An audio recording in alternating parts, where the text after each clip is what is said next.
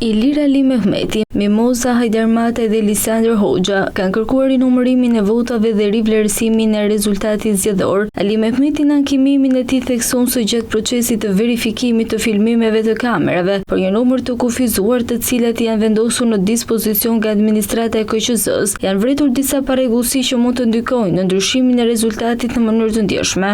Unë Ilir Ali Mehmeti ka marrë 18.128 vota si kandidat i listës së hapur, duke u renditur i dyti nga kandidatët e listës. Referuar numrit të përgjithshëm të votave të subjekteve sipas tabelave, mund të zgjidhet vetëm një deputet nga listat e hapura që referuar parashikimeve të kodit zgjedhor me ndryshimet e bëra së fundmi, është kandidati më i votuar. Gjatë procesit të verifikimit të filmimeve të kamerave nga ana jon për një numër të kufizuar të cilat na janë vënë në dispozicion nga administrata e KQZ-s, janë vritur parregullsi që mund të ndikojnë në ndryshimin e rezultatit në mënyrë të ndjeshme. Në këto kushte po paraqes këtë ankimim pranë kastit, bazuar edhe në dispozitat e kodit zgjedhor, thuhet në ankimimin e tij.